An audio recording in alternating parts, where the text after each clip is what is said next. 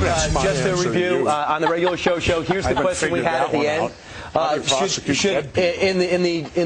To be totally just, you believe that Dick Cheney, George Bush, and the whole administration should be prosecuted for their act? Governor Jesse Ventura.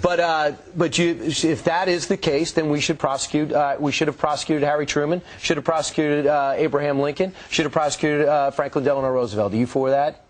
They're dead. But if you talk about justice, they're dead. So if they weren't, would you prosecute reality. them? You're giving me a hypothetical that's bullshit. I'm giving you a hypothetical because you're making up Rosie O'Donnell-like scandals that says that 9/11 was an inside job.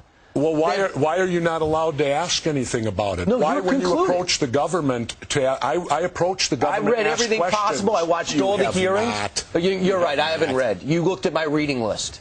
Have you read the 9/11 report and you think it's a piece of fiction? No, I believe everything in it. I believe my government's never lied to me, have they? Let's see. Where should we start? The Gulf of Tonkin incident? Now, that took us into war in Vietnam. They've now admitted it was a lie. So 58,000 of my generation were killed based upon a lie. But that doesn't count, does it? What does that have to do with 9/11? That shows that we will lie to go to war. We've been doing it for years. We will continue to do it. The Gulf of Tonkin incident, did you believe that? Well, you probably weren't alive then. I apologize for not being alive then. Well, it won't happen again. Well, I was alive. Okay. But and I remember our president sitting on TV telling us our boys are floating in the water. And because of that, you'll never believe anything. False. And because of that, you'll never believe anything. But they lie all the time. Have you been in government?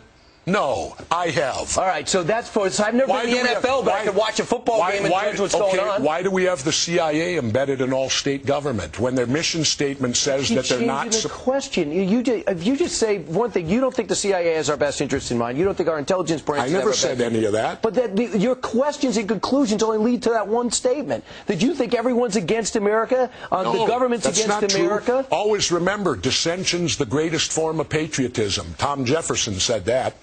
Tom, you were alive then? No. You're going to insult me. I got to go to radio. Yeah. All right, Jesse. Take care. He's leaving. Jesse, I do have to say that I think Brian probably has read every word from the whole 9/11 situation. He's passionate about it, as you can see. Well, I am too. But and I agree with you that there's been covert activity over time, no doubt, where the government has not told its people every single thing that's gone on. I don't think anyone they rarely would be surprised.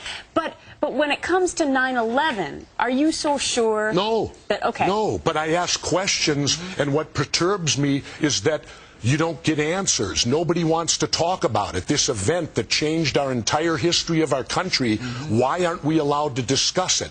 Why aren't we allowed to ask questions? The moment you do, you get a reaction like he gave me. How dare you? How dare you question your government? So what are your questions? My questions are simple. I worked in demolition. I'm a former frogman, underwater demolition team. I know how to blow things up. How could the buildings fall at the rate of gravity? Basic physics tells you that can't happen. Yeah. And how did the cement get so pulverized? Just simply from falling, it was blown into dust? What energy was required to pulverize all that cement into what dust? Conclusion do you draw? I don't know. But I certainly question, and yet I'm attacked when I question. You notice how if you bring up 9/11 and have any questions about it, immediately everyone attacks you over it, tells you you're crazy, calls you Rosie O'Donnell, insult you. Why? Because I ask questions? I think a lot of people, Jesse, figure, well, you know, that 9/11 report came out, it said it was those guys over there. It was those Al-Qaeda guys. So people just go, okay. They've formulated an opinion in reasoned manner, and that's what happened. Now, they can't know for sure that all of that happened per se, but, you know, you do ask a lot of questions, and that's what your book is about. Don't Start the Revolution Without Me is about. It's about asking questions. And I thought in our country that was good. In this country, I thought before 9/11 it was good to ask questions. It was challenge good. Authority. Challenge authority. But now apparently we've changed to where you're not allowed to challenge authority. You have to accept what the government tells you, keep your mouth shut, and stay in line.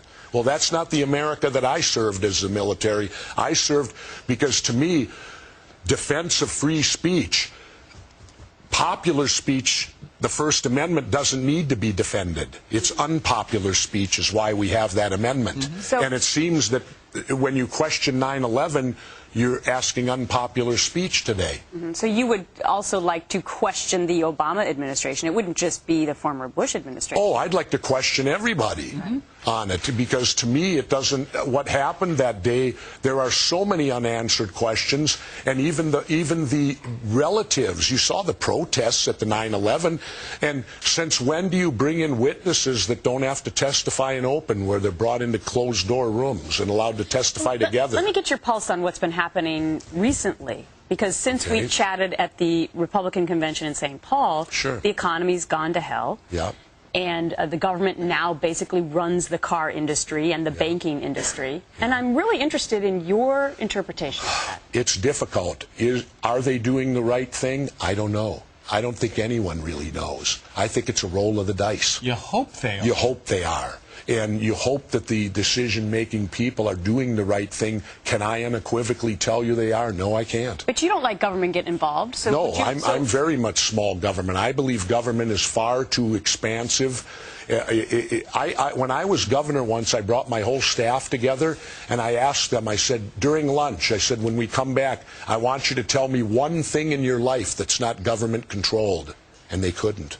One guy brought up sleeping, and I said, no, not true. Remember, you got that tag on your mattress that says you're by penalty of law if you rip it off? Well, it'd be harder for them to come up with an answer exactly now. if you get arrested for ripping that thing off the mattress. I got a feeling I got a feeling someplace in your history you've ripped some tags off of mattresses and pillows. Maybe, but the point is, our government is so much in our lives today. I mean, even the air you breathe. No, you're absolutely right, and you've got to. And I love the fact that in this country, and this show in particular, we ask questions all the time that are contrary to what the government tells us. But one of the reasons I enjoy living in Mexico, I'm treated like an adult down there. Oh, wait a minute. Okay. You're from Mexico. How are you feeling? You Great. Don't have the flu. You didn't bring me the flu. No, and let me state this unequivocally. I feel the Mexican government has done everything feasibly possible. They shut down the schools for a week. They canceled all their soccer games, which to them that would be like us canceling baseball for a week. When I left, you had to fill out a questionnaire, and they actually did a thing where they touched your skin and they took your temperature. And if your temperature was too high, you didn't get on the plane. That's great. So, you know, I think that they've done everything they feasibly can do. People need to understand, when there's an outbreak of 1,500 in Mexico City, you got to remember, Mexico City's twice the size of New York. Absolutely. You're talking about 15 to 20 million people there, and 1,500 is small in comparison to the amount of people that live there. Is it a dangerous situation? Yes. I would counter this. How about all these numbskulls out there that don't believe in evolution? Swine flu, there's your classic example. There's a virus that evolves, and it will come back again.